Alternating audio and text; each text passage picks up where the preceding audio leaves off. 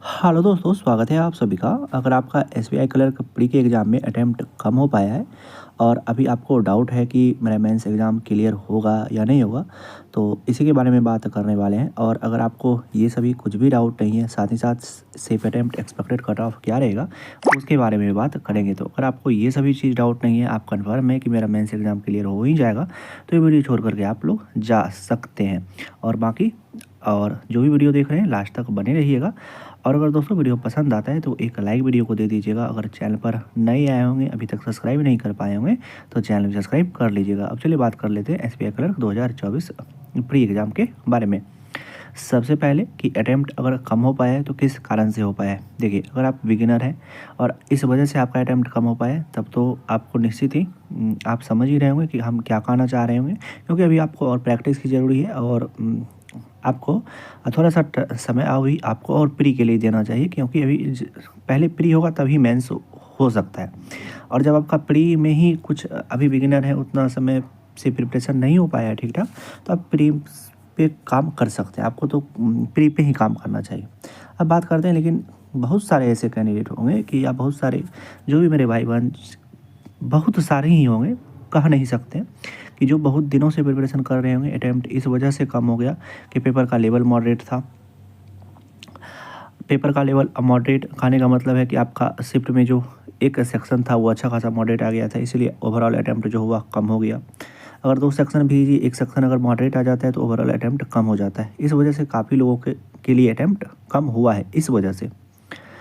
तो अगर इस वजह से आपका अटैम्प्ट कम हो गया तो इसमें आपकी कोई भी गलती नहीं है। अब जो भी होगा वो एसबीआई के द्वारा किया जाएगा, और करना तो पड़ेगा ही पड़ेगा, क्योंकि इसी के लिए तो नॉर्मलाइजेशन आता है। अब आप लोग इस सोच के परेशान हो जाइएगा कि एक शिफ्ट का लेवल इजी था तो उन लोगों का अटैम्प्ट 90+ था और मेरा तो 70+ ही अटैम्प्ट हो पाया।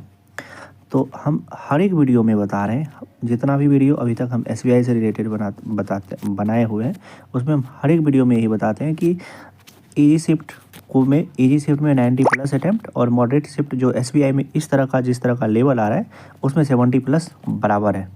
आपको नॉर्मलाइजेशन में बेनिफिट मिलेगा ही मिलेगा। और नॉर्मलाइजेशन इसी के लिए होता है कि मॉडरेट शिफ्ट वाले को कोई भी दिक्कत नहीं हो, उनको ऐसा नहीं हो कि सिर्फ इजी शिफ्ट वाले का एग्ज़ाम क्लियर हो और मॉडरेट शिफ्ट वाले का किसी भी बच्चे का एग्ज़ाम क्लियर नहीं हो। तो मॉडरेट शिफ्ट वाले को नॉर्मलाइजेशन में तो बेनिफिट मिलेगा ही मिलेगा। अब बात करते हैं कि आखिर मॉडरेट शिफ्ट में तो मेरा एग्ज़ाम था, लेकिन तब पर मेरा कॉन्फिडेंस ही लेवल इतना डाउन हो गया कि कुछ भी ठीक ठाक अटैम्प्ट नहीं हो पाया। मतलब ठीक ठाक कहने का मतलब है कि अगर आपका मॉडरेट शिफ्ट में एग्ज़ाम था, जैसा कि इस बार एसबीआई का पेपर आ रहा है, अगर प्रीवियस ईयर को देखते हुए चलते हैं तो इस बार प्रीवियस ईयर से तो पेपर मॉडरेट है ही, क्योंकि प्रीवियस ईयर भी आप लोग देखते होंगे कि इस बार था क्या कि आपको हर एक शिफ्ट में 2 डीआई अर्थमेटिक और सिंप्लीफिकेशन भी, क्वांट को अगर बात करते हैं तो सिंप्लीफिकेशन भी थोड़ा लेंदी टाइप का आ रहा था। लेकिन अगर प्रीवियस ईयर का बात करते हैं तो कुछ कुछ शिफ्ट में ही ऐसा चीज़ आपको देखने के लिए मिल रहा था, जिसको लोग मॉडरेट कह रहे थे, और बाकी सभी शिफ्ट ईजी था। तब आप कट ऑफ देख सकते हैं वैकेंसी को लेकर के। इस बार वैकेंसी अच्छी खासी वैकेंसी है, आपको हर एक स्टेट में वैकेंसी है। उस पर से आपको पेपर का लेवल अच्छा खासा मॉडरेट है, तो कट ऑफ तो कहीं से भी ज़्यादा नहीं जाएगा। उसके बाद बात कर लेते हैं कि कितने अटैम्प्ट अगर है तो मेंस एग्ज़ाम का प्रिपरेशन करना चाहिए, इस पर बात कर लेते हैं। और कट ऑफ को लेकर के सिर्फ इतना ही कहेंगे कि कट ऑफ इस बार ज़्यादा तो नहीं जाएगा, और विदिन मतलब 60 to 65 के रेंज में सभी स्टेट का कट ऑफ आपको देखने के लिए मिल जाएगा। और कुछ ही गिने चुने ऐसे स्टेट होंगे जिसका कट ऑफ उससे ज़्यादा जा सकता है। और अगर स्पेशली बिहार और यूपी का बात करते हैं तो इसका तो कट ऑफ वही 60 तक ही रहेगा, उससे ज़्यादा नहीं जाएगा। अगर बात कर लेते हैं दोस्तों कि कितने अटैम्प्ट वाले मेंस एग्ज़ाम का प्रिपरेशन करें, तो अगर आपका जो एग्ज़ाम था वो मॉडरेट शिफ्ट में था, तो आराम से अगर आप लोग 70 तक अटैम्प्ट किए हुए हैं, 70 या 70+, तो आराम से मेंस का एग्ज़ाम प्रिपरेशन कर सकते हैं। कोई भी दिक्कत नहीं होगा, क्योंकि नॉर्मलाइजेशन में आपको बेनिफिट मिलने ही वाला है, और उतना तो कट ऑफ भी नहीं जाएगा और आराम से एग्ज़ाम क्लियर हो जाएगा। और लास्ट समय में अगर आपको पता चलता है कि मेरा एग्ज़ाम क्लियर हो गया है, मेंस एग्ज़ाम का प्रिपरेशन नहीं कर रहे हैं, तो उस समय आप कुछ भी नहीं कर सकते हैं, क्योंकि टाइम ही नहीं रहता है।